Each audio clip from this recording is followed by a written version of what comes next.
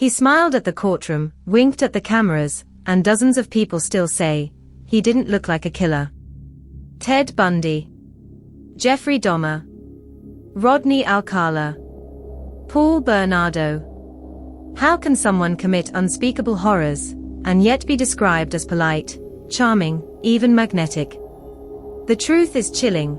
Many serial killers don't wear masks of rage or madness, they wear charm. And that charm, it's a weapon. Today, we dissect the disturbing psychology behind why serial killers often seem so likable. Welcome to The Crime Keeper, where true crime meets forensic psychology, and storytelling serves as both a mirror and a microscope. In this episode, we're pulling back the curtain on a dangerous illusion, one that has misled neighbors, friends, and even law enforcement for decades. Serial killers are often thought of as loners, unstable, visibly dangerous, but the truth is far more disturbing. Many of them blend in. They charm. They manipulate. They mimic empathy. In fact, one of the most consistent patterns in the criminal profiles of notorious serial killers isn't rage, it's charisma. Understanding why can help us recognize red flags, avoid manipulation, and demystify the psychology behind some of the world's darkest minds. But we won't do this for shock. We do this to educate, to remember the victims, and to help build a more informed, compassionate, and cautious world. Let's begin with the clinical foundation. Dr. Robert Hare, the world's leading expert on psychopathy, developed what's known as the Psychopathy Checklist Revised, or the PCL-R. One of the top traits: superficial charm and glibness. This isn't real connection, it's manipulation disguised as warmth. Psychopaths, many of whom become serial killers, are experts at using cognitive empathy. They can understand your feelings, but they don't feel them. They mimic emotions the way actors play roles on stage. But underneath, a void. No guilt. No remorse.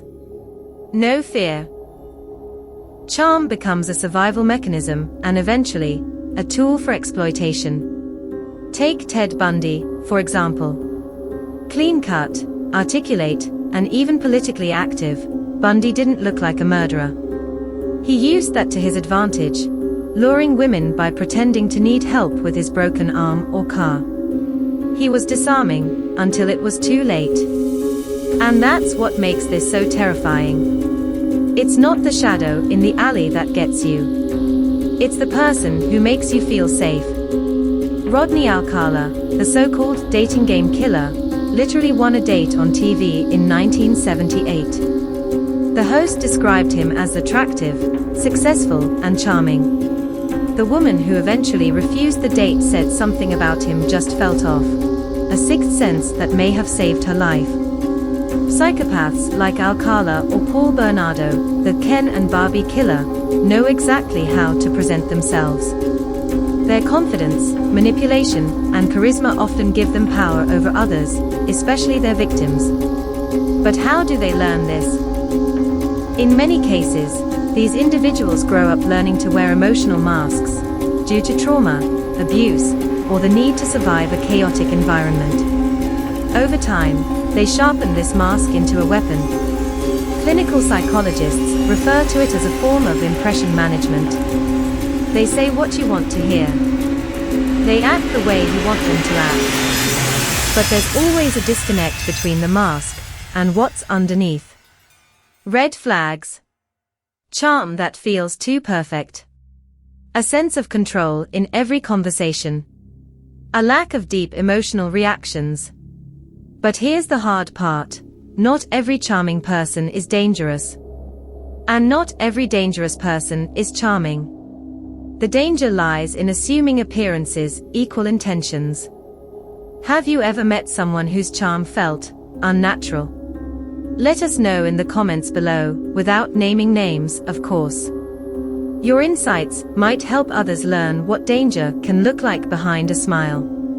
The stories we tell here are not just about killers. They are about truth, psychology, justice, and remembrance.